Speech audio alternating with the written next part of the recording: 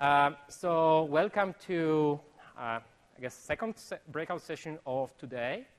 My name is Mariusz Ostrowski. I'm from Poland, and I'm employee of Microsoft Consulting Services, UC Architect there. And I'm not Greg Hill. I'm Justo Oreja from Spain, from the same team as Mariusz, the Enterprise Communications Center of Excellence. Right, and welcome to our Enterprise Networking with Lync 2013 Network Bundling and QoS Requirements session. I made it with one breath.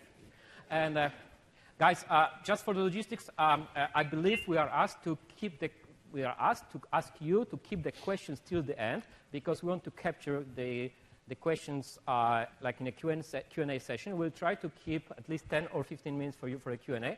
If you badly need to ask the question, please try to kind of like, well, ask it, but then we might postpone the answer till the Q&A, till the end, okay? Or ideally keep the question till the end. All right, so what that session is all about, what are our objectives towards that session? Basically, the session is intended to give you a better understanding of the scope of QoS, not just Lync QoS. We want to talk slightly broader here, right? We want to explain to you and discuss with you certain things that like networking people from networking department might be discussing with you if you are Lync designer or Lync consultant or whoever who deals with Lync only. And these networking people are coming and asking kind of strange questions. That's where we want to do about the QoS. And also we want to discuss in the second section the bandwidth requirements, again, not perhaps in a like, high-level detail, but in a detail level that will give you a sufficient, let's say, you'll be able to discuss that with the networking department. All right, so agenda. Really quickly, intro, very short one, I'll take it. Then Justo will take over for the QoS section, and then I'll be back for the network bandwidth with Lync 2013. And if demo gods are with us, we'll have a very cool live demo for you in the middle between the QoS and network bandwidth sections. But wait for that, I'll explain the demo when we get there. All right, so the intro section. Let's set up the stage here. All right, so why is planning of the network so important? Why do you have to care about the network and all these things about the QoS stuff and for Lync? Haven't Microsoft told you for years that there is no need for QoS, there's no real need for good planning of network because Lync will just run? Guess what? Well, it's not necessarily what's the reality of today, as we started to learn a couple of months ago, years ago actually, partially based on like things like Premier, statistics from Premier, which were telling us that basically, yeah, network can cause issues to Lync if we try to stretch Lync capabilities too far. Basically, we tried to look at the statistics from our Premier support, and we figured out that almost half of the cases that were logged to the Premier support were related to networking. Cases where the Lync audio, Lync voice was impacted. Now, I have to make a statement. In the first section, we'll be primarily focusing on audio, but the same principles apply to Lync video, right? It's just easier to explain certain things for the audio. And basically, based on the fact that we kind of started understanding and learning that, yes, network has impact on Lync, or might have an impact on Lync audio and video calls, that's where we start thinking about this impact. So what is the impact? What are impairments of the network, or rather what impairments could happen to Lync audio because of the network? This is well-known stuff. I hope everybody recognizes these terms. If you don't, I can go later on one-on-one, and I can explain what could be the impact of jitter or what could be a different impact of latency on the Lync audio traffic and on the perception of it. So we are not going to dive really deep into that one, right? The important point is they do have impact. Too much of a latency, too much of a packet jitter, too much of a packet loss can impact the audio traffic. Of course, the question comes, what's too much? That's a completely different conversation, and we could be taking like another 2 hours for that. I would refer you to the Lync networking guide that has been published on the TechNet. The version 2 of networking guide has been published in January 2014. It gives you a good understanding what levels of latency, jitter, packet loss can Lync survive and what should be kind of like optimal conditions for Lync in the network. So we are not going to dive into that. I'm sorry about that. If you expected me to say Lync can go for 100% of the packet loss, no, I'm not going to say it. That was meant to be a joke, guys. 100% packet loss means all packets are lost, right? Thank you, sir. OK, so actually, so the first point is, right, they can affect audio, they can affect video. Actually, they can also affect some other link modalities, like desktop sharing or IMNP. These are slightly more prone. They will not be affected to that extent as audio and video. The question is why? That's a question towards you guys. I'm trying to wake you up after lunch. No, it's not about the bandwidth. Well, it is also about the bandwidth, so you are partially right. Thank you. No goodies, sorry, for the good answer. The answer is really because the audio and video link is primarily carried on in what's called UDP packets, right, in the network, and they are more prone to packet loss and jitter and latency. Well, latency actually affects both UDP and the TCP. TCP is type of traffic that's being used for carrying IMN presence and things like desktop sharing. So desktop sharing and IMN presence are kind of like slightly well protected at the network layer, if you wish. Like audio and video are slightly less protected. And there are reasons for that, again, beyond the scope of our session, but Networking Guide kind of discussed that at length. Now, before we go into any further discussion, I was just trying to let a ground here that the networking can be affecting, right? Now, Husto will take you through how can we protect what needs to be protected. And that's the story of the QoS. And I'll be back. Thank you, Marius, for the introduction. So let's look at QoS. QoS is not just a technology, it's a combination of technologies, okay? So in this presentation, we're going to look at QoS from the network side of things, the networking team, and then from the link side of things, the link administrator, what the link administrator needs to do. But we like also, the whole point of the presentation is to say that just configuring link QoS in the link side is not enough, right? You need to make sure you speak to the network administrator and you are aligned on how the QoS is going to be configured. So QoS is really a combination of technologies that enable organizations to protect the real-time traffic, audio and video, okay? So when do we use quality of service? We use quality of service when the bandwidth is limited. But that's not true. I mean, we should be using, our recommendation is to use quality of service always, right? Because network congestions will happen. Even if you have quite a lot of bandwidth available, just a simple file transfer or a virus update, antivirus update, whatever, might congest the network for a certain period of time. So quality of service is health insurance, right? It's something that we apply in the network and in Lync to protect our traffic and make sure that the quality is good. So again, it's another reference to the networking guide, and think about quality of service as end-to-end.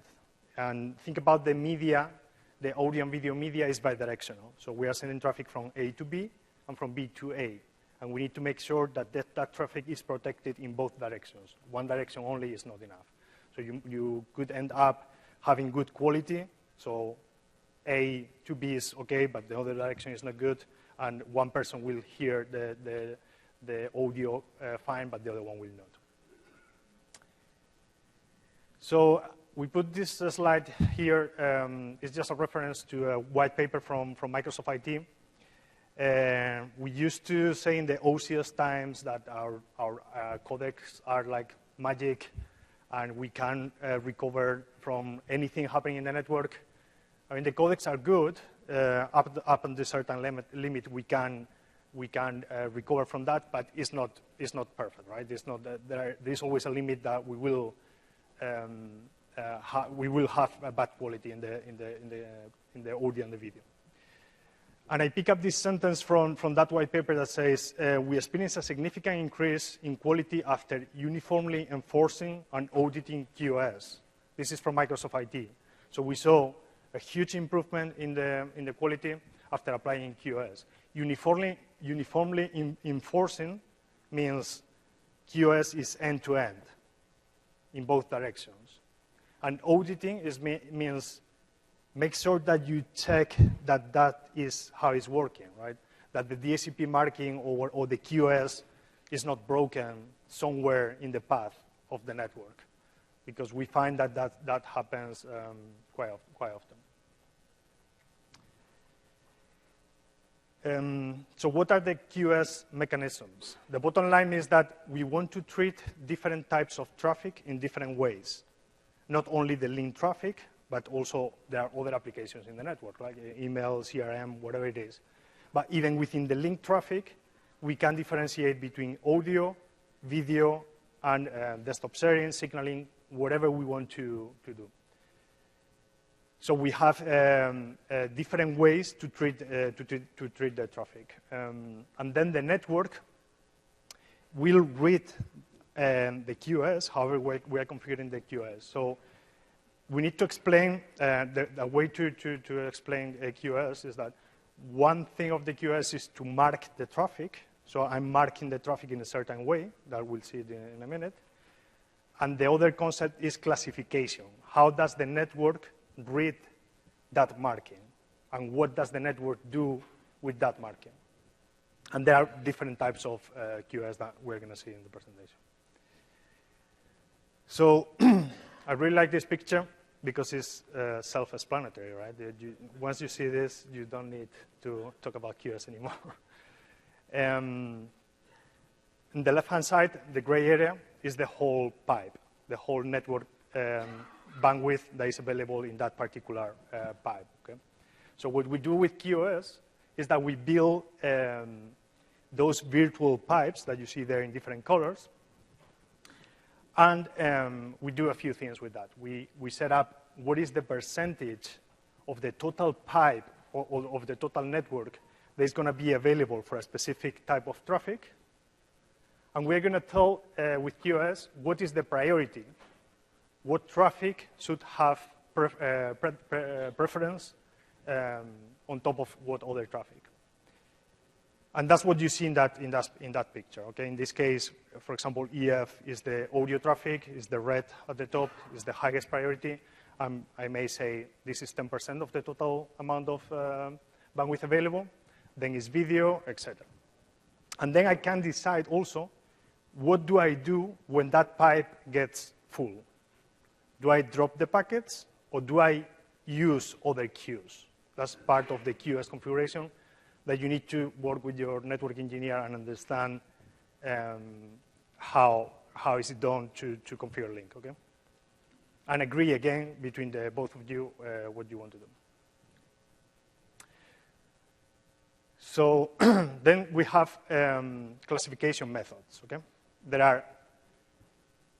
You have to differentiate between two main types. One is the layer 2, at the LAN level or switching level. And then is the layer 3, this is a routing level, okay? So in layer 2, we have VLAN priority and 82.1p. VLAN priority doesn't work for us anymore, okay? Because VLAN priority is when you set up multiple VLANs, and whatever you plug into that VLAN will be prioritized.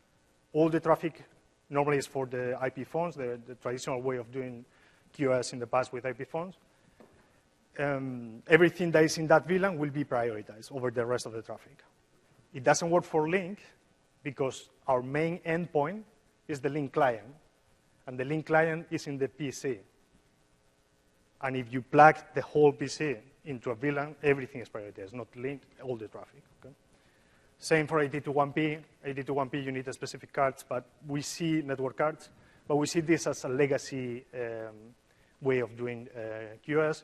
And also, now the LANs have plenty of bandwidth. We see gigabit LANs where usually, if you have problems at that level, you have bigger problems.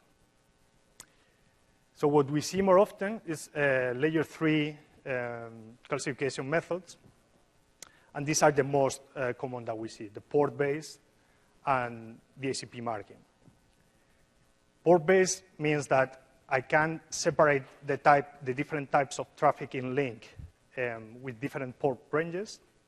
And then the network will look at that port range and do whatever we want to do, give it different priorities. So I can say my audio traffic is from port 40,000 to 40,039, whatever it is.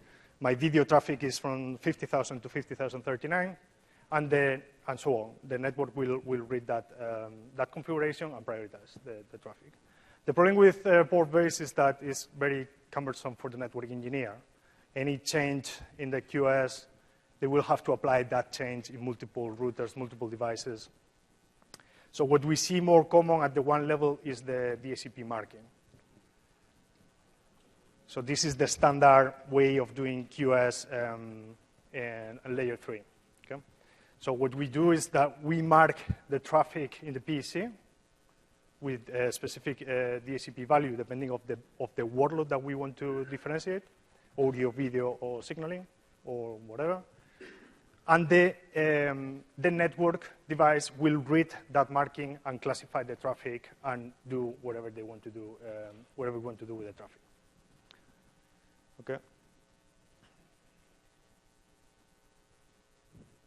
So this is another visual view of QoS. On the left-hand side, you see all the packets that are going through the network without order, how they reach the network device, and the network device will classify that traffic and send that traffic through the different queues, whatever the number of queues that we are setting up in the network. Okay? And then the scheduler sends out the traffic out of the network device with the priority that we want to give. Something that we want to mention too is the priority queue, the concept of the priority queue. That is something that you also hear quite often. Priority queue is just the queue that has the highest priority. Okay, that's all.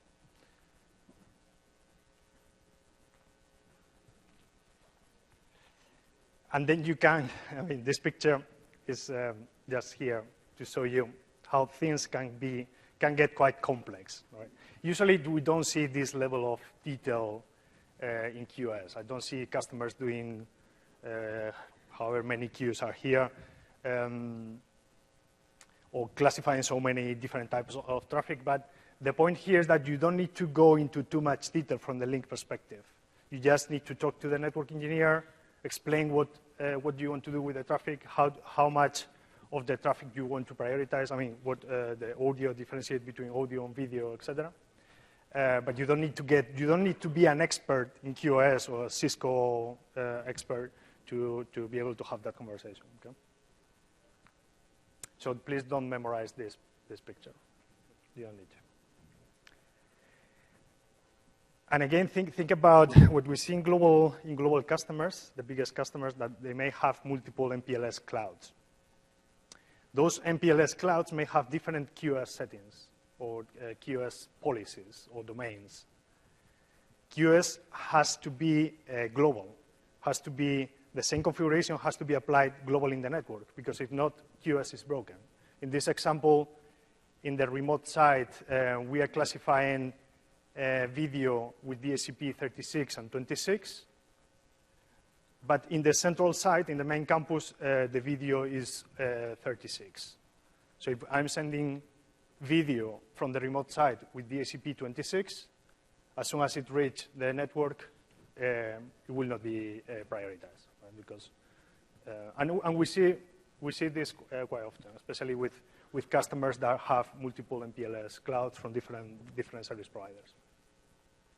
So again, back to what I said at the beginning about auditing. This is not just I'm configuring QoS in Lync and it should work. It doesn't work like that. You need to audit it, make sure the DHCP marking is going from end to end, from one PC to another. Okay, what about Lync? What do we need to do in Lync? So with Lync, the usual way, we can do QoS by port or QoS by DHCP, but we usually do DHCP. So there are group policies in Active Directory that you apply to the PCs, and you basically configure the QoS as agreed with the network team. Just one advice here, if you're migrating from OCS or Lync 2010 to Lync 2013, the name of the application in the client has changed. It used to be communicator.exe, and now it's lync.exe.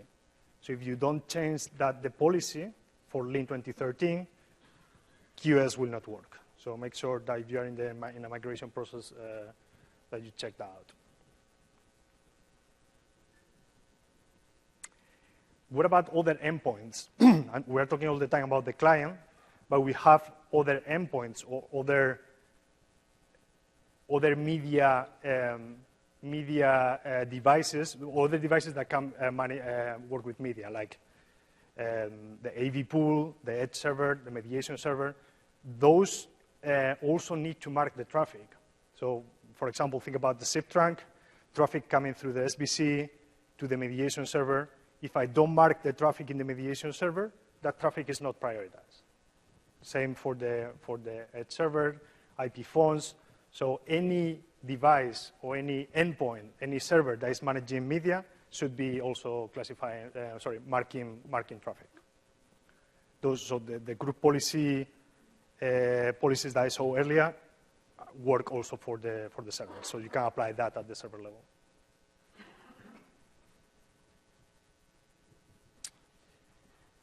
So again, another reference to the networking guide. We love this networking guide.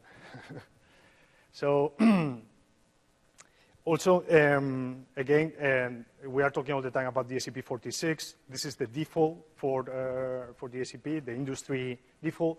But make sure, again, you check that out with your network provider, because we're seeing some providers that they don't use the default. They may use DHCP 40 for audio. And again, if we don't do 40 for audio in our side, QoS is broken.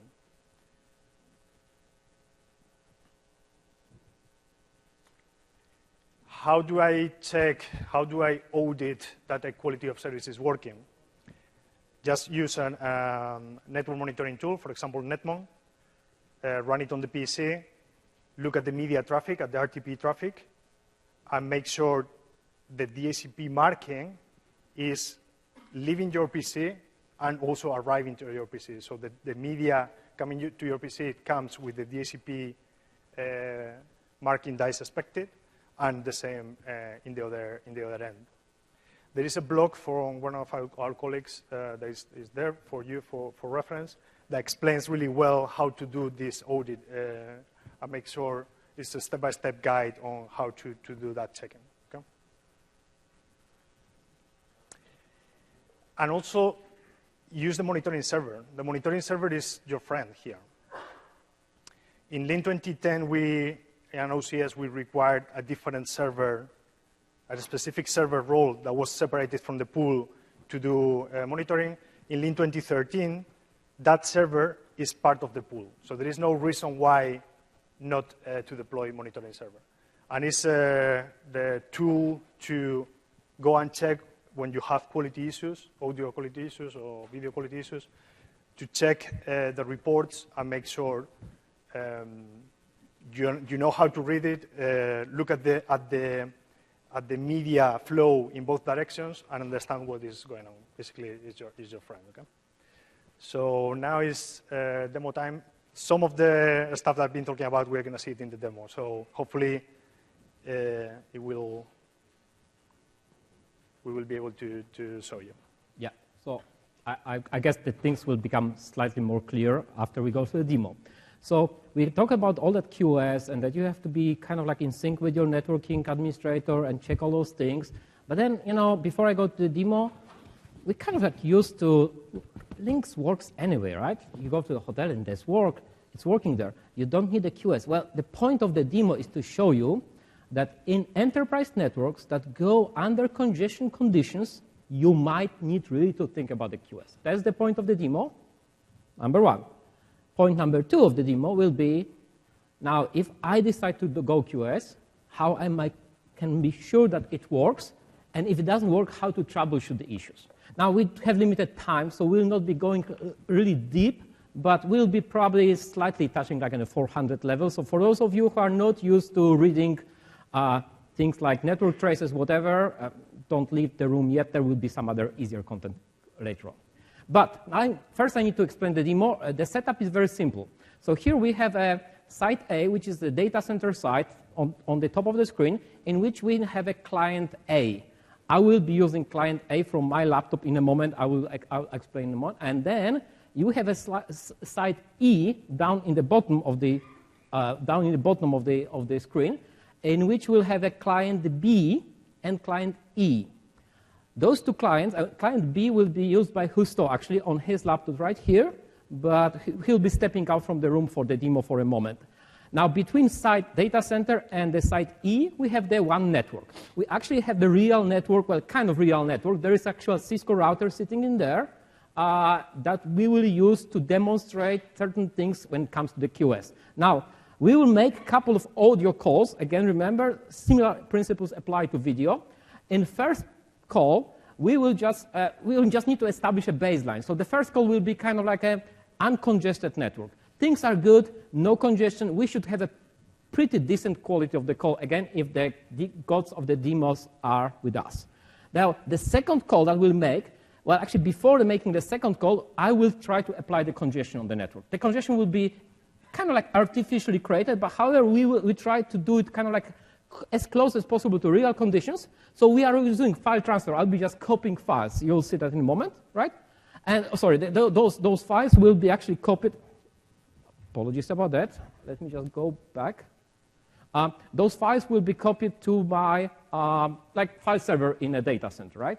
And then for some reason my slide is gone. But the point is there will be another call, right?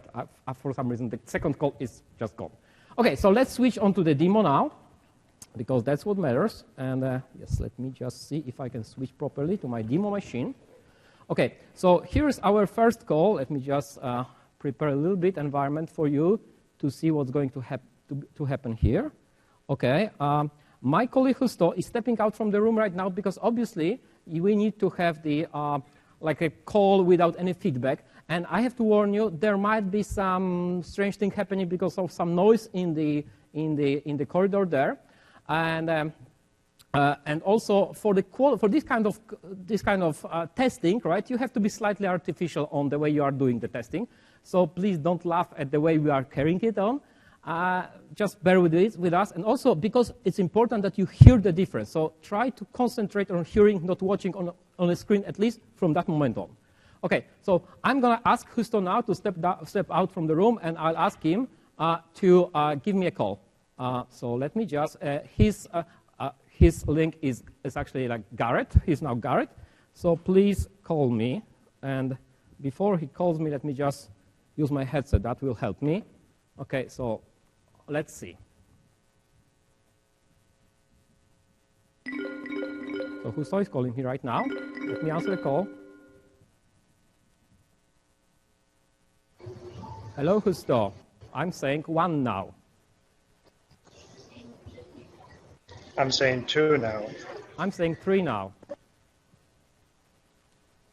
I'm saying 4 now. I'm saying 5 now. I'm saying 6 now. Okay, thank you very much. So that was a good quality call, wasn't it? Right? I mean, stupid things that were said, but the point was, yes, it was good quality call, right?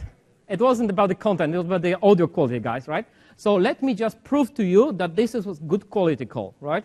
A very short proof. We'll go Lync monitoring server here. That'll be short, hopefully, if I can only find the proper window here on my screen. There you go. So Lync monitoring server. We told you about it. That's the place to go. I will try to find that call in the reports of the Lync monitoring server. And that should be our last call, actually. That one, 2:27 p.m., that's right. That's the one. Audio call, let me go into the more detail. The moment I start getting the reports, I can point you to the proper part of the Lync monitoring report for this particular call. So what do I see here? The important things to note is that it was Garrett Vargas calling me, Emmy. So he was caller, I'm callee here, right? And then the call was direct. It was not using the any edge server. And basically, now let's go into the, that call was carried using the UDP protocol. That's the direct that I was referring to. UDP protocol, which I mentioned. Now, the most important thing is here, slightly below. Yes, audio stream, caller to callee. So Justo to me, so Garrett to Emmy. As you can see, pretty low jitter, almost no latency, and the packet loss is 0, which is great. Yeah, no packet loss. And so now, because the network is empty, let me try to congest that network a little bit. So what we have here, and I just need to sign in, that second workstation that I was mentioning, the e-workstation, which is sitting in the same location that Justo is in. Let me just sign in. Sometimes you just have to do it slowly. There you go. So that workstation, in that site branch site where Justo is in, is having a file transfer. Well, not yet. I need to start it. So let me start it, right? So that workstation is having, now we are transferring to the data center. So the network starts becoming congested. We'll let a little bit, we'll let that file transfer to start actually. That should be in a moment kind of transferring files. Now, one thing that I haven't told you is that we actually also artificially decreased the size of the link between those two network sites. The size of the one link, the connection between these two sites is 512 kilobits per second. So even with the file transfer, simple file transfer, actually I'm transferring two files simultaneously, I can create congestion here. Obviously, again, for the lab, it's kind of artificial situation, but in reality, if you would have a slightly bigger pipe, you can still have a congestion. Now, again, I will ask my colleague who will step out from the room, and I'll ask him to place the call. Now, the call is going through the network that is really congested. So let me just ask him, because he needs to know where to call me, after all. So call me, please. I want to be nice to him. All right, so let's wait for his call. Now concentrate on the audio. It's important.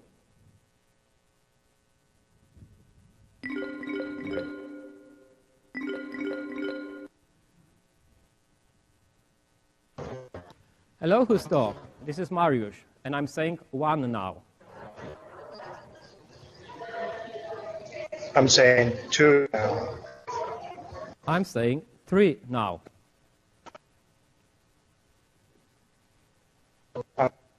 4 now. I'm saying 5 now. I'm saying 6 now. Okay, thank you. So you might have heard during when he was saying, I'm saying 3 now, there was some impact on the quality of the call. It's really hard to put a link on his knees, or its knees, right? But we kind of like managed, it wasn't really kind of like well proved, so let me prove it to you that it wasn't a good quality call. So again, going to my, and see that's the file transfer is still going on. So let me just go to to my monitoring server reports. Again, I'm gonna search for my last call. So let's see, yes, let's see the latest reports from latest calls. 10:33 should be the call. Okay, I'm still not having, okay, let me just search for something like that. Till 2:40, sorry, 2:40. And yes, so this is the, come on, give me those reports, please. Okay, once again, yeah. It works better if I click on it. So yeah, 231, I think that would be the one. That's the call that Justo was calling me, and that was the one when we heard something during that call, that some things weren't really good. And here, if I go, oh, there you go, caller to callee, Lync monitoring server definitely confirms what we kind of did not hear, but if you pay attention, you could hear that. There is a packet loss going on that line, like 10% at that time on average during the call. Quite big latency. Also in the other direction, I have like 10% packet loss. That's why the congestion wasn't that bad yet. To be honest, when we started the file transfer, I should have given them like a couple of minutes to kind of like start really congesting that network. We don't have that much time, but you could hear it. Now, here's the point. We need to start fixing things here, because otherwise users will start complaining, right? The more congestion, the more packet loss, and so on. We need to start fixing things. So, yes? The media in the other Yes, so this is the Justo to me, caller to callee, right? And then this is me talking to Justo. So basically the call was affected in both directions, right? Now, important thing to note at this point, right? It was affected. Now, before Justo steps down from the room, I need to start fixing things. So what do I do? What do I do? I need to apply the QoS here. Now, believe it or not, but we already started applying QoS here, except we stopped at a certain moment, right? What we did before we actually started the session, and I'll try to show it really quickly. Edit. Like that. What we did really before starting the session is like we already started marking those packets. Let me just go there.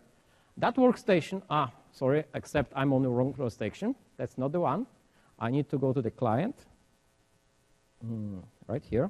So once again. Okay. Okay. That workstation, very much like Justo's workstation, you cannot see his screen, but please trust me, it's exactly the same setup on his workstation. If I go Windows settings, and there is a policy-based QoS, and here in policy-based QoS, what we have here is actually the policy that says if it's a link traffic, audio traffic, because it's going on certain ports, and we know upfront that these are the ports because we configured them, and we didn't want to do it in front of your eyes, not that we cannot do it, hopefully we can, but it's because it takes time a little bit. So we are just showing you that we started configure. But what we haven't done yet is we haven't set up the QoS in the network, really, right? So that's why this particular call, the second call, was affected. Even if I'm marking the traffic with the proper QoS setting, in this case 46, and the network is not ready yet, that won't help. You will have an effect on the audio traffic. So I have a call marked, but I'm not properly handling that thing in the network. So let me go on the network. Now I'm taking my Lync admin head off, and I'm putting my Cisco network admin head on. And I'm going network here. I'm going into, I keep losing my mouse for some reason here. Sorry about that. There we go. OK, so now I'll go to the, and that's what I don't need. What I need is this thing. Some of you might recognize that. That's a CLI, or command line interface, of the Cisco router. So what's in the Cisco router in here, and I'll just try to show it really quickly. And there are some policies here. It's kind of cryptic for most of you, probably, but there are some policies here. And actually, this is the policy that we need to refer to. Let me just go very quickly. And this is the policy that not actually, that these were leftovers from my video demo. So this is the policy that I will be kind of correcting. Because that policy currently says, OK, this is 512 kilobits link, right? This is one link of 512 kilobits. And we are having some additional parameters here. And so far, I'm only saying there will be a signaling traffic going on that network. I don't yet have ready the QoS for the audio traffic. That's what I'm going to fix now. So let me just fix it really quickly for you. So if my Cisco configuration skills are still with me, let me just do the fix. The fix is really simple. I just need to, again, do a little bit of cheating here with you guys. Because I don't type, I will just paste. So what I'm doing is I'm adding what Justo referred to as a priority queue. The priority queue is added here for the link audio traffic. It's already defined. I'm just saying for the link audio traffic, I'm having certain part of that when link available for just exclusively for the link traffic. That's the kind of like concept of a QoS. This is the class for link audio. That's what I did right now here. OK, so now, before we go on, and let us do another test call to prove to you that things were corrected. Let me just start, because it will makes things easier. Let me start the capture here. So again, network is congested. Now QoS is applied. And we are making another test call just to prove you that things were corrected. OK? So call me again. Call me again.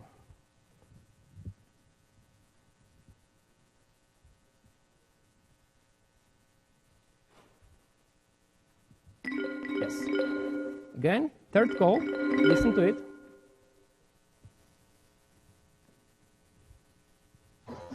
Hello, Justo. I'm saying 1 now. I'm saying 2 now. I'm saying 3 now. I'm saying 4 now. I'm saying 5 now. I'm saying 6 now. I'm saying 7 now. He killed the call. Now, guys, you couldn't hear it, but you could see the indicator in the link which I was pointing to on the screen that was saying something is really wrong here. Yeah, again, sometimes gods of the demos are not with us. That call was supposed to be affected in terms of quality. But I fixed the network, didn't I? So why would it be affected? First, let's make sure that it was affected. Okay? Yes. So I will go once again to our monitoring server, which is right here. And yes, and with the monitoring server, let me just again show you the reports from the last call. So it's not 231 call. Let's just search for something like a, let's say 250, and now view report. So that was the last call. Now, the point I'm trying to make here, we tried to amend something, but, well, it did not work. And I'll explain the reason in a moment. That's why I needed netmon here. So again, third call, we have the QoS applied. Look at that. So the QoS, well, that did not really help, did it? At least in this direction, we are observing 4% of the packet loss. Well, in this direction, we have a very minor packet loss, almost 0%. So we actually corrected something. You remember previous call? Things were bad in both directions. But here, in that call, we are having only one direction that is affected. The other, well, you see the latency. So there's something really wrong yet in the network. Now, well, let me do a little analysis here. So I applied the QoS on the link. Network admin applied QoS in the network. Still doesn't work. Someone is lying here. So let's do a further investigation. And the investigation will need that network trace. So the investigation will follow, and I will just look at the network trace from the Lync client in my workstation for that third call. And let's see at the audio. So how do I find the audio? So I need to know the IP addresses of the PCs that were involved, and then I will find the UDP stream. And actually, netmon will be so kind for me to tell me that this is the RT audio because we're having a peer-to-peer call. And I'm 107.2.16.10.223 and 10.10.125 is Husto. Please believe me, these are the IP addresses. So I'm going there, and I'm just trying to figure out if I'm sending to him, am I applying DSCP settings really? Because now I'm looking at the wire, what's happening on the Ethernet wire. Of course, the virtual one here. But let's see. So UDP IP, and yes, I'm doing the job properly. I'm sending to him properly configured and marked packets. Let's see what I'm getting from, there you go. Well, I've told you, you should trust me. His workstation is marking the traffic, but I'm not getting the traffic marked. Remember when Husto told you about things like verify, audit, and especially in cases when you have multiple providers, there might be situations in the network where the network is not configured properly and sometimes removes those DSCP markers. Even if you, as a Lync admin, set them in both workstations, networks remove them. By mistake of the configuration, whatever. But actually, that was a mistake of the configuration, which I kind of introduced without telling you. And guess what? I just found that mistake in the configuration. I'm gonna fix it then, right? I'm gonna fix it for you. And really quickly, I will go once again on my Cisco router here, and I will fix it for you.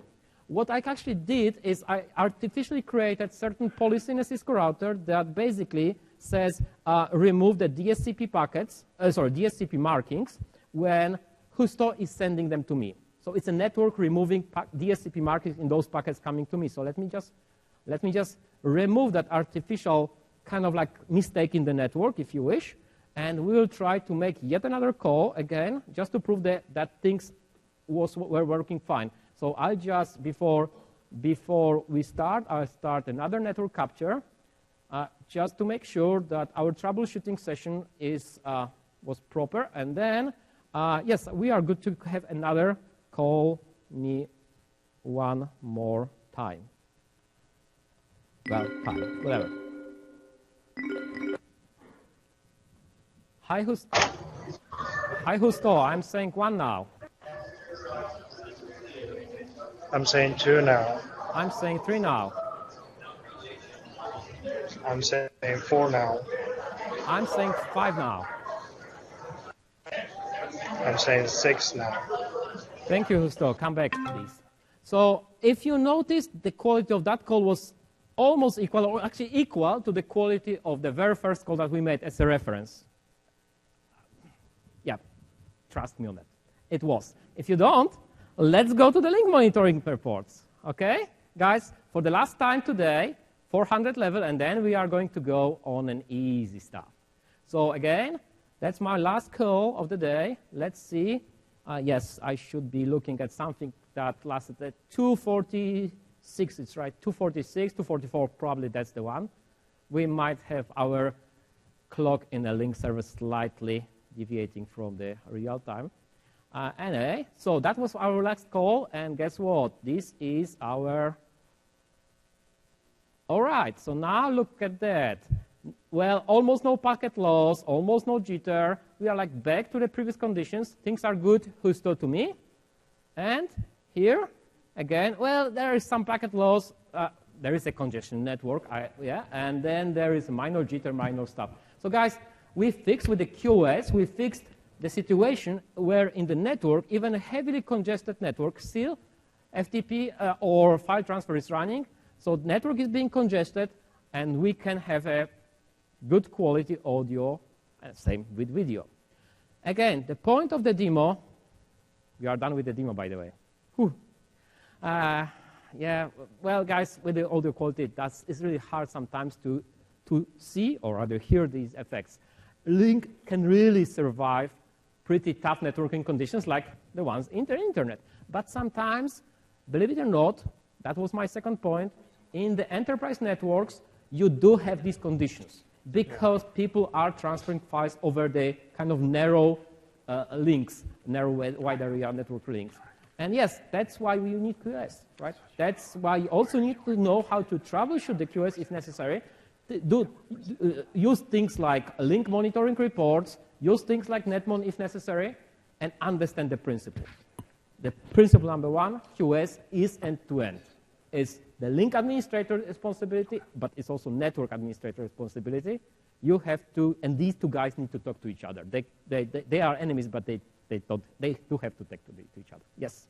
Okay, so guys, I'm going to switch to the presentation now, switch back, and we are going to actually, I had pretty nice slides that were intro to the demo, but we are going to skip them now because we are about to dive a little bit now in the second part of our session, and I will need to go through that really quickly, but I hope, well, I don't need that anymore. That's cool. So the network bandwidth for Lync 2013. So I'm gonna go with you with a couple of things, but before I do, once again, the reference to our famous Lync 2013 networking guide. And I would like to highlight two things here, among other 140 pages or so in that document, which I found to be a very interesting reading. The thing is, whenever you think about the bandwidth for the Lync 2013, right? Yeah, we have to admit that there are almost no networks with infinite bandwidth resources. So we have to think about this. That's number 1, right? The second is it's not just about the bandwidth. It's also about the other networking conditions. And you have to realize that the bandwidth requirements may vary depending on the type of the call, sometimes even networking conditions. Lync has been designed to survive, which means he is doing things to survive. He's switching codecs, it switches codecs, it does certain things to survive bad networking conditions. Now, the important thing is also that we created tools which help you to do these bandwidth planning exercises, and we'll be getting there. But before you get to the kind of planning for the bandwidth, you should understand certain principles, certain things.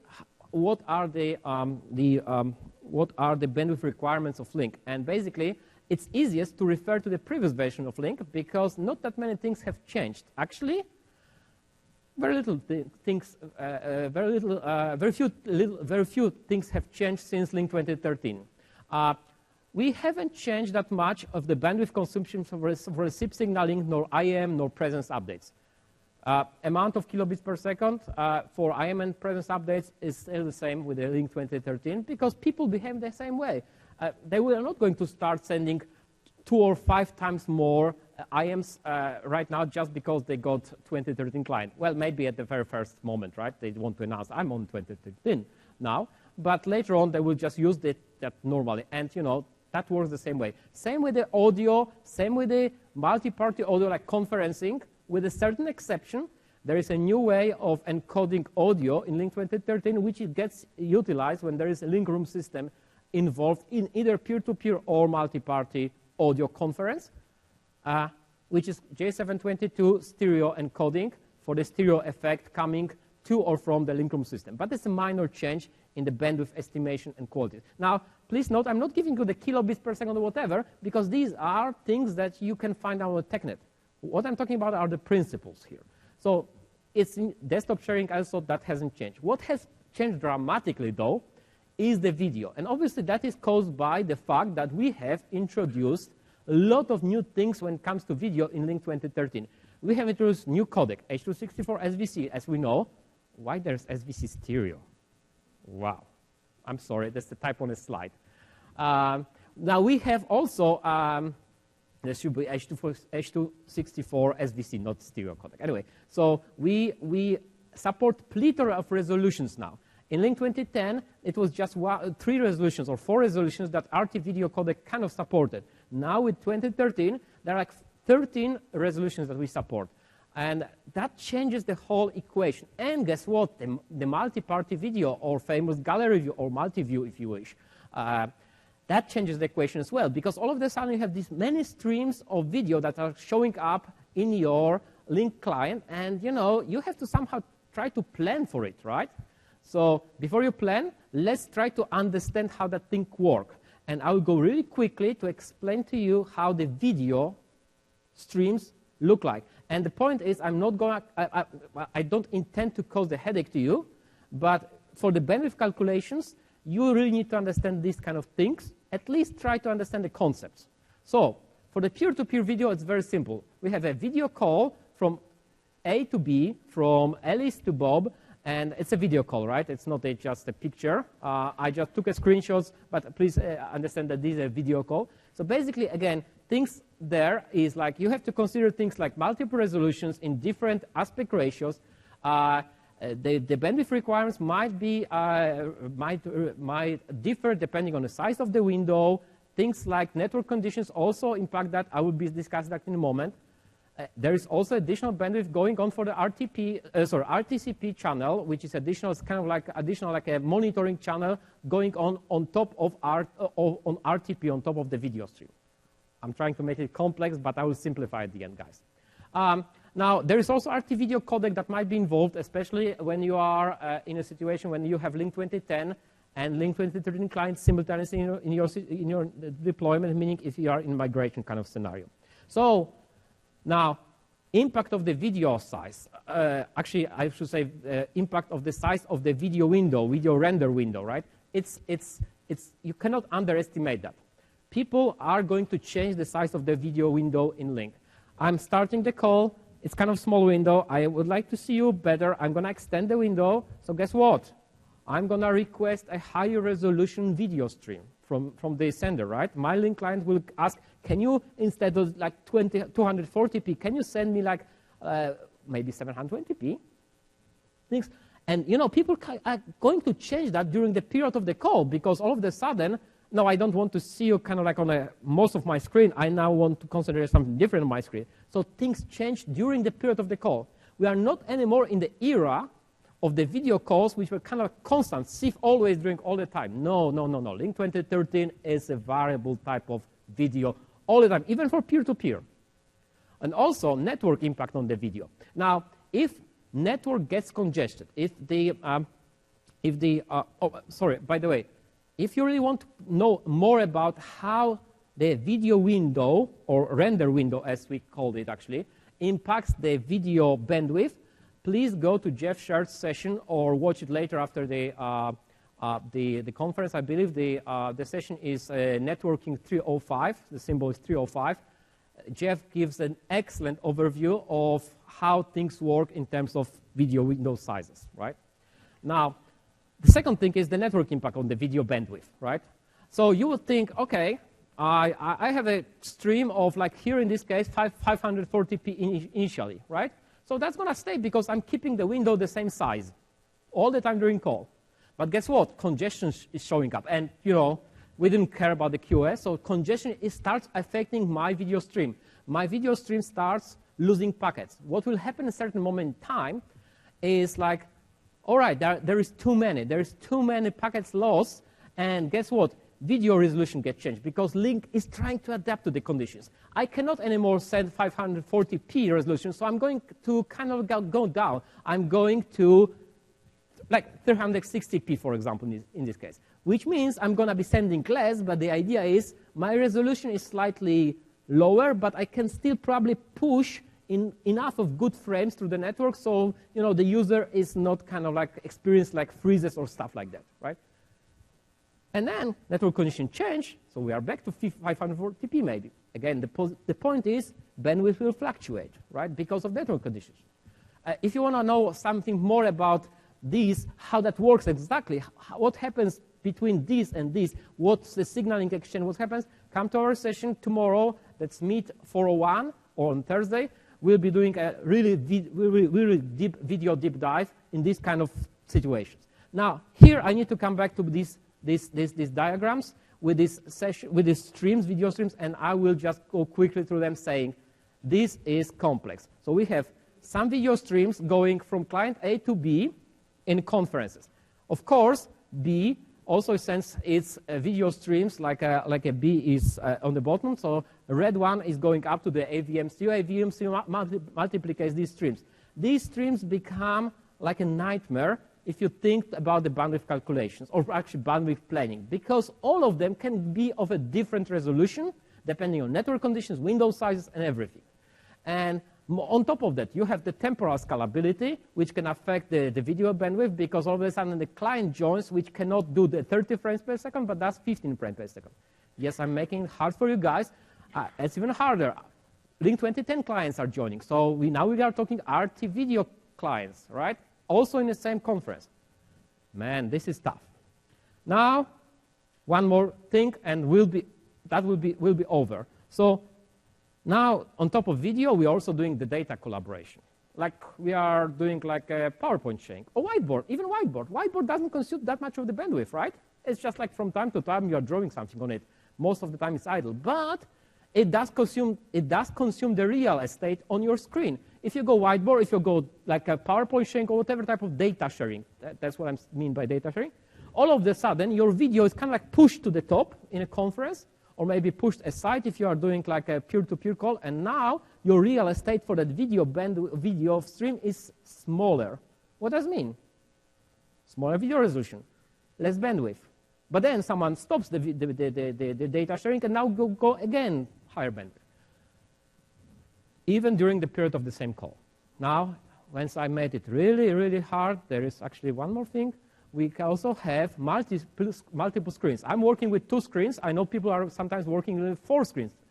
And you know, you can disassociate data sharing from the video and just put it on one screen, the other screen, then you know the video becomes bigger again. Those tiles, those little video squares become bigger.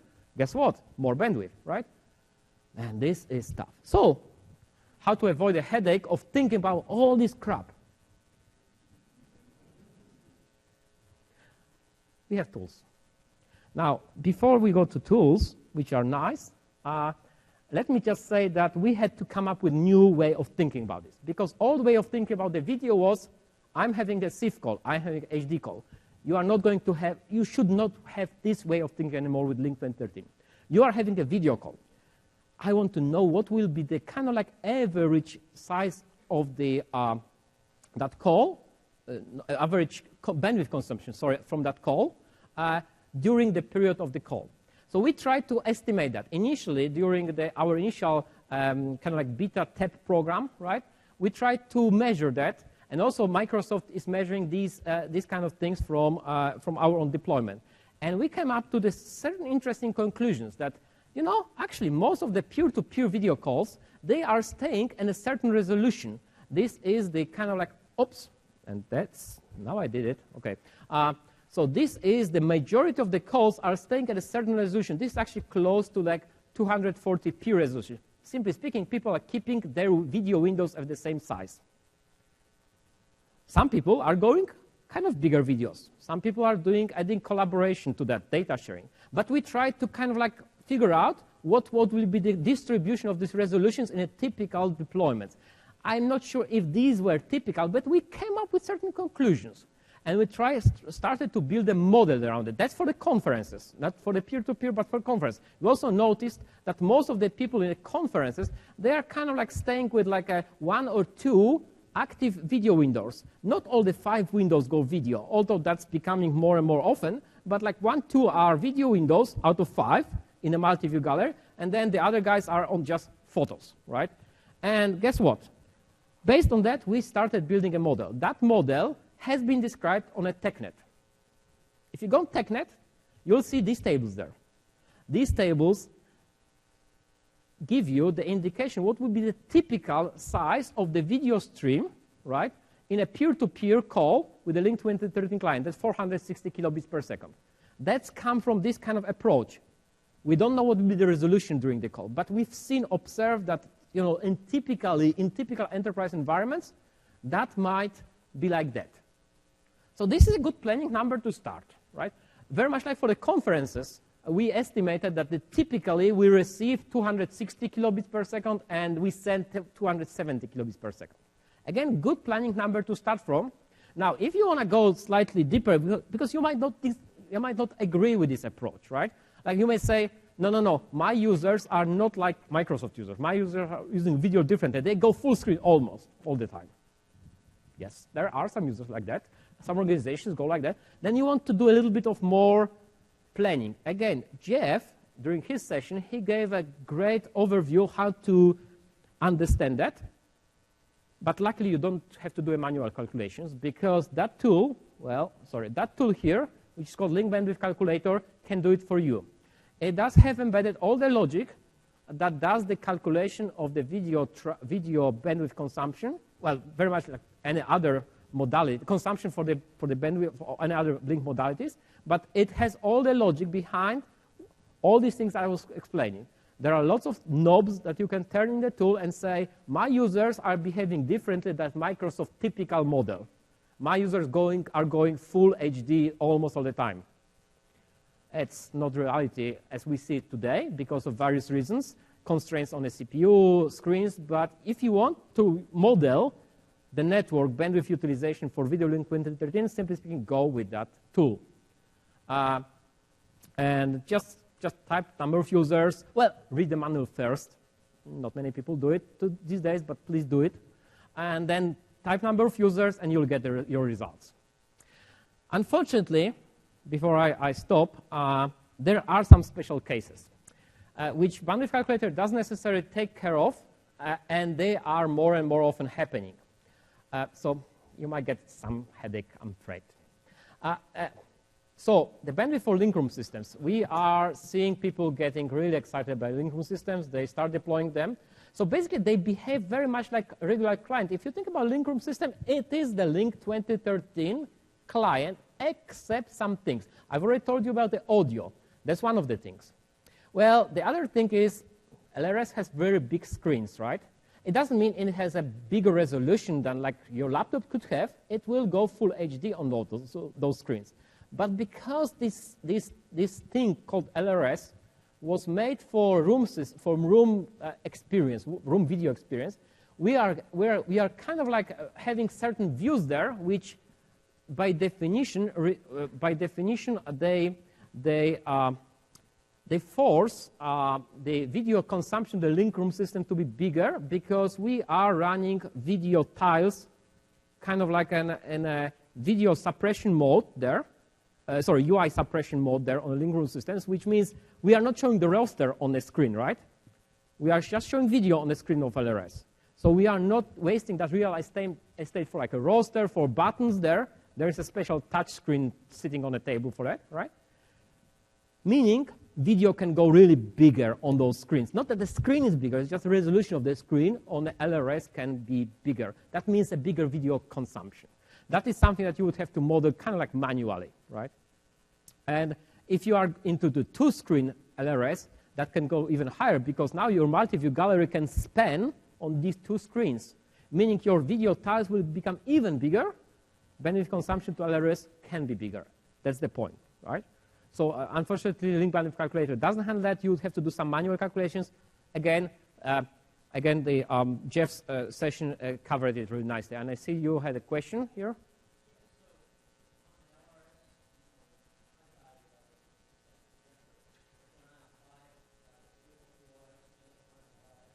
Yes, so you can apply the QoS just for LRS role as well.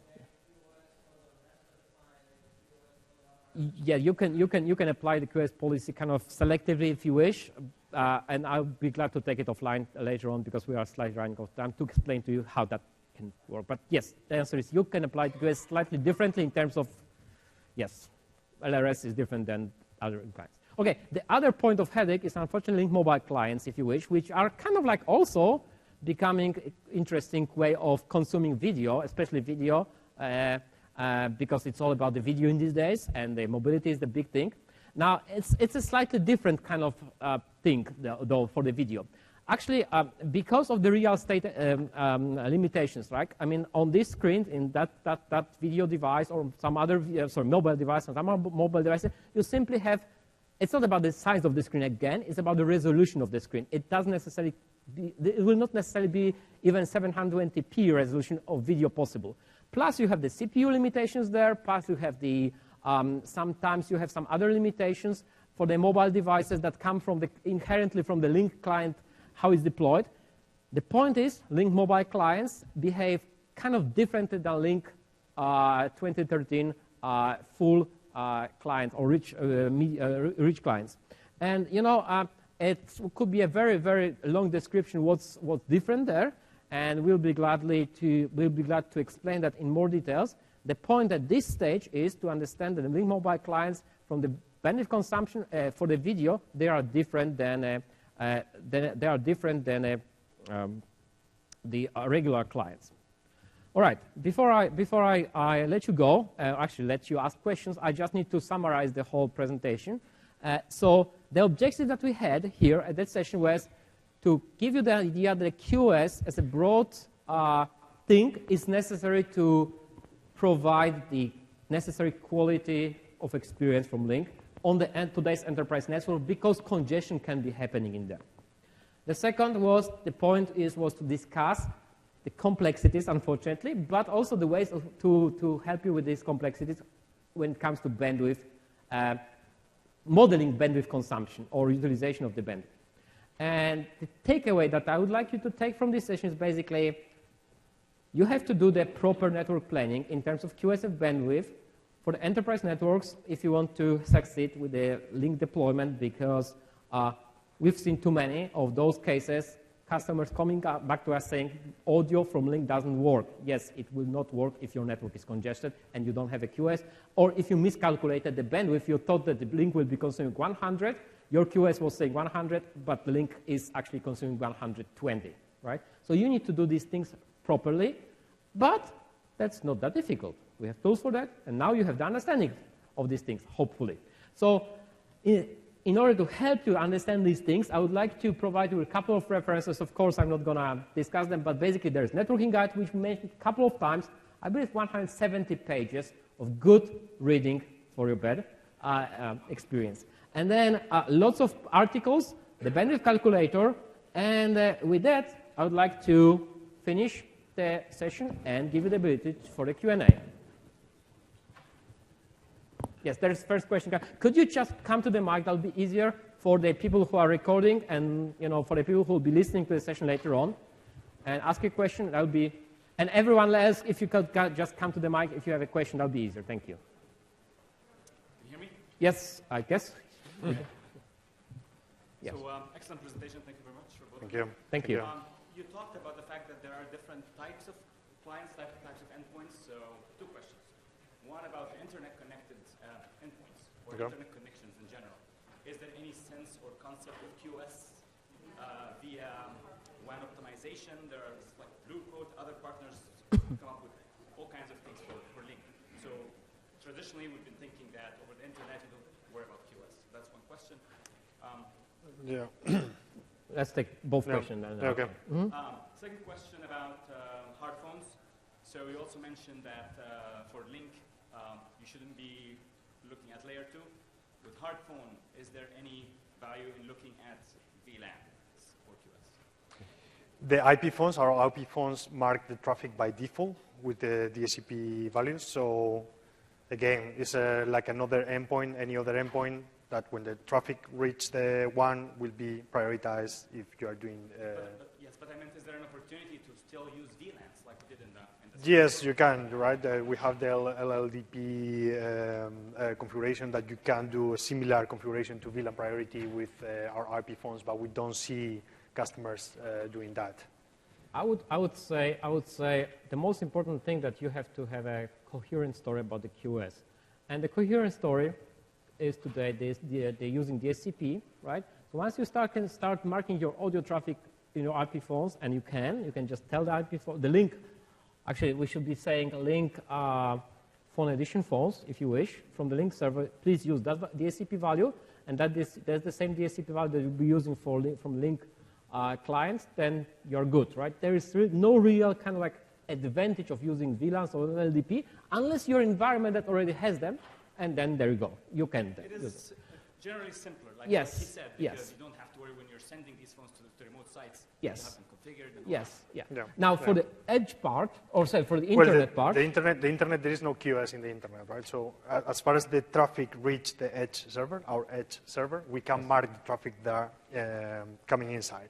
Unless you want to prioritize traffic within a pipe. Yeah, so here's the thing. First of all, you have to recognize that there are two legs of such a call or conversation when it comes to like remote user. First is like from the user in the internet to the point of entry, which is called Lync Edge.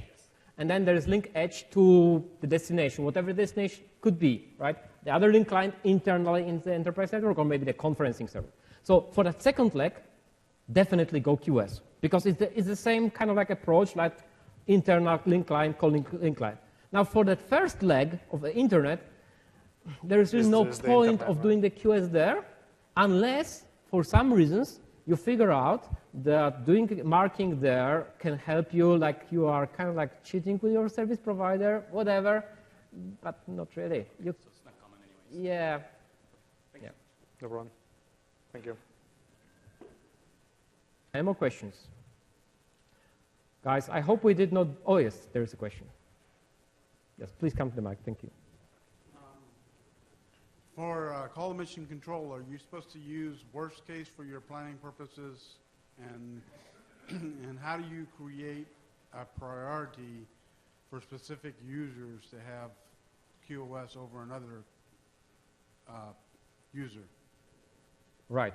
So, so for the first part of the question, whether for the call mission control policies, I believe, right, the bandwidth policies, all that stuff, how to approach the kind of like planning on amount of traffic necessary for call mission control. We haven't touched on the call mission control, but the basic answer to that is, I believe, we need to be using the bandwidth that is required for the worst case scenario, right? Not the typical bandwidth.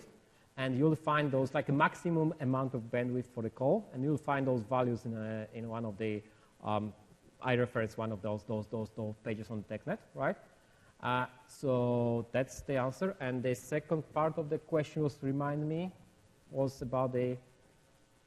How do you prioritize how do you call and mission control for a user over any other user that's at yes. a remote site? Yes, so it's more like you would like to have like a different users in a call mission control context with the different priorities, if you wish, right? Like some users can still make a calls, and some others No, I think the question is that the question? Well, you have two cases. One is you have a VP that you want to make sure that that call goes through no matter what. And then the other case comes into play with large room systems. You want to make sure a large room system, Correct. a link room system, I should say, LRS, Yes. can place the call at any given time Yes. and has priority over a regular Yeah, call machine point control call. override, I guess. Yeah. Yeah, but I don't know. I'm not sure if we can differentiate the link room system from. User policies, I guess we can. So there is, okay, we are not sure as you can hear, but there is certain, let's say, check that you can apply on a policy level at the There is an override. There is a check that's called and override policy that it will ignore the CAC policy. Yes. So if you want a user to send a call, even if you reach the limit of the CAC policy, you can do that. Yes. So If they override the CAC policy, aren't they going to affect the quality of all the other calls that are going on at the same time? It will if you did not provision the bandwidth properly, but that's the idea, kind of like I still want that call. So then right? you have to take that away from the overall bandwidth of all the other calls? And you have to provision for that kind of like a situation probably, yeah. Provision in advance for Yes. for that situation. Yes. Yeah. We don't have necessarily kind of like multiple levels of users or devices in terms of call machine control. It's like just an override, if you wish. Executive override. All right, and yes. We can take that discussion later on offline if you would. Okay? You had a question. Yeah, I had a question. You didn't show us on that router. I'm assuming you're using a priority statement, so you're using low latency queuing, right? That's exactly what I use when I kind of like fixed network the first time. Yeah. I had a priority queue. queue. Had that service Yes. policy and it was Yes. blocking his traffic back. And that's the problem we've got right now. Is we can't. The core of our network needs to be refreshed. You know, we do have. It's possible we have switches that can't support it. Right. Or MLS. Right. So it gets in there, it gets zeroed out. So we're going to have to market the edge. And then my second question, or really is more just seeing your slide there.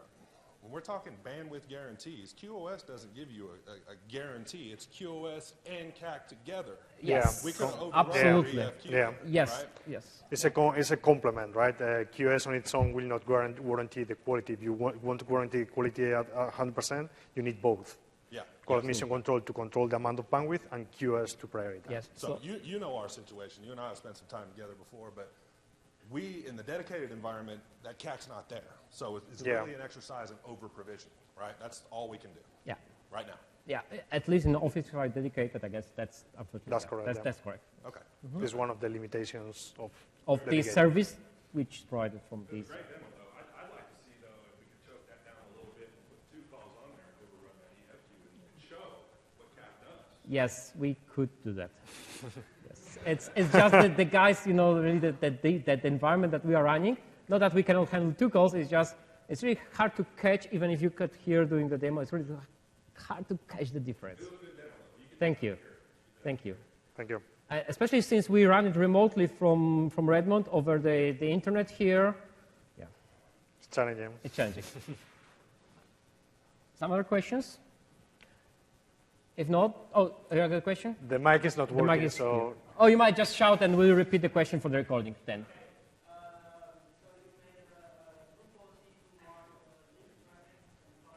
yeah. Correct. Yes. Ha! Why would they, right? Yes, what do you do, right? Yeah, so the question is basically if the network does not trust the DSCP markings done by the clients, by the client machines, what do you do? Well, basically, then you have to talk to networking people and say, all right, you don't like our DSCP, we are not going to do that, but here is the range of ports that we'll be using, because that's the range of ports that you know. And Mr. Networking Guy, please prioritize these ports, because our link clients are going to be sending audio on the ports from this to this, video on ports from this to this, and you have control over it using the Lync administrator tools and administrative tools, and basically that's how you do it. You just agree with networking guys and, well, actually enforce upon them. These are the ports. You guys need to prioritize the audio. Then there is a video, and so on and so on, because you have control over 4 types of ports: audio, video, application sharing, like desktop sharing, and file transfers, and they can do whatever they want with these ports. Sure. Go ahead.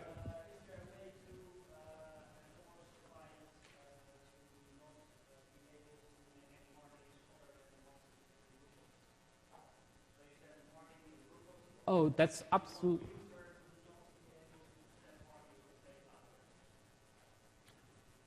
Yes. Okay, stopping the user from setting up a policy to do file transfer DHCP46. Yes. So basically, absolutely yes, because the user would have to have administrative privileges to change that.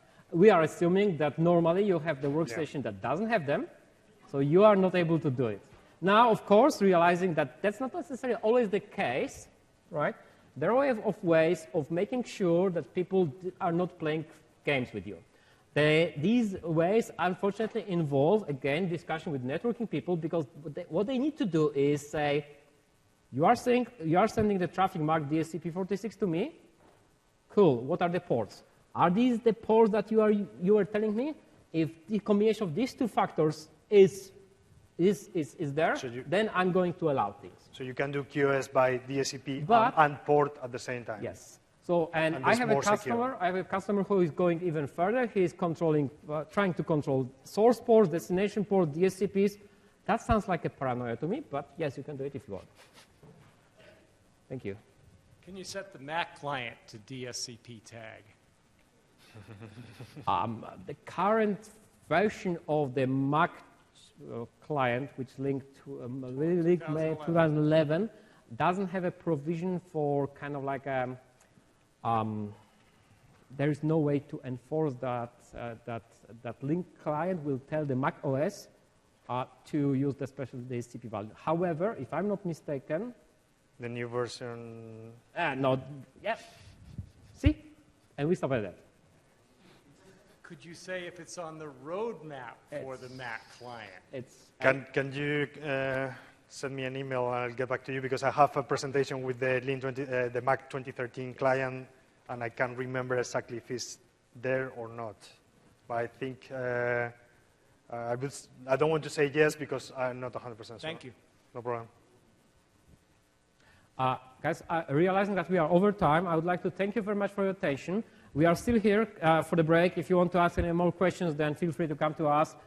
Thanks very much for your patience with us, with the demo and everything. Have a great Lync conference. Thank you.